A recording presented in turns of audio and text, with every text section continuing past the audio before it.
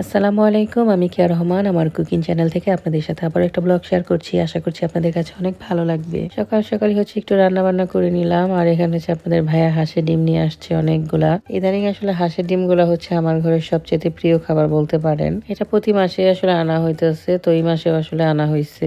যাই হোক, এখানে হাঁসের ডিমগুলো গুছায় রাখতেছি, আর আজকে একটা প্রোগ্রামে যাব আমরা সবাই মিলে, তাই সকালেই রান্না করে ফেলছি। গুছানো শেষ করে কাজে লেগে পড়ছি, কারণ আজকে একটা অনুষ্ঠান আছে, সেখানে যাব।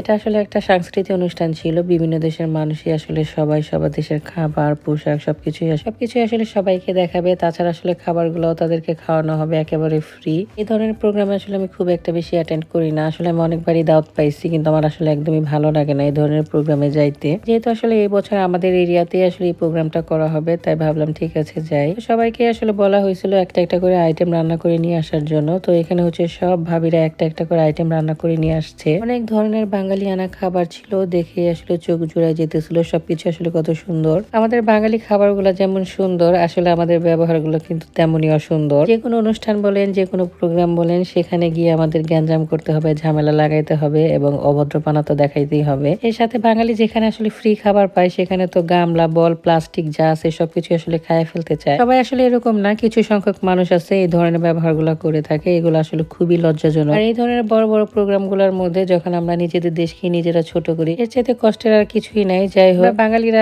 প্রচুর রান্না বান্না, খাওয়া দাওয়া খুবই পছন্দ করি। নিজেরা মানুষকে খাওয়াইতেও পছন্দ করি। কিন্তু যখন এই ধরনের প্রোগ্রাম গুলোতে আমরা খাবার দাবার নিয়ে খুবই ছোট লোকপানা করি, এগুলো আমার কাছে খুবই দৃষ্টিকটু মনে হয়। এটি এই আয়োজনটা করা হয়েছিল বিদেশিদের খাওয়ানোর জন্য। আমরা চাইছিলাম বিদেশিদেরকে খাওয়াবো। এর সাথে আমরাও বিদেশিদের খাবারগুলো ট্রাই করতে চাইছিলাম, যদিও তা হয় নাই। যদি একজন অন্যায় করে, সেখানে দেখা গেছে 10 জনের বদনাম হয়ে যায়। বাংলাদেশে কিন্তু এই কথাটা অনেক বেশি প্রচলিত, কিন্তু বিদেশে কিন্তু একেবারেই ভিন্ন। একজন যখন অন্যায় করে ফেলে, তখন কিন্তু পুরা বাংলাদেশকে নিয়ে কটাক্ষ করা হয়। শিক্ষিত লোকের চাইতে কিন্তু বিনয়ী লোক অনেক ভালো।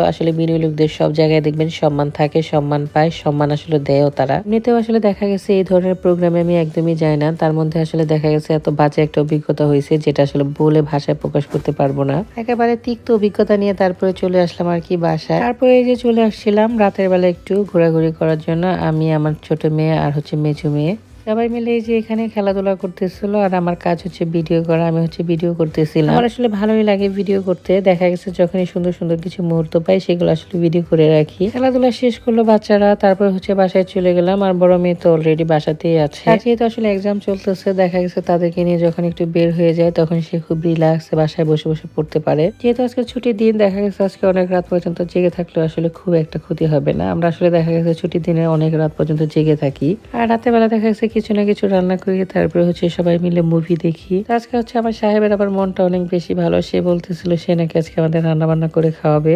আজকের দিনটা আমাদের গরুর মাংসময় হয়ে গেছে আর কি। দুপুরবেলা গরুর মাংস ছিল, আর এখন রাতের বেলা আবার রান্না করতেছে। মাঝে মাঝে দেখা গেছে ছুটির দিন থাকলে দুজনে মিলেমিশে রান্না করি, ভালোই লাগে। যারা বলেন স্বামী স্ত্রী কিভাবে কোয়ালিটি টাইম কাটায়, এই যে দেখেন, এটাই কিন্তু একটা সুন্দর সময়।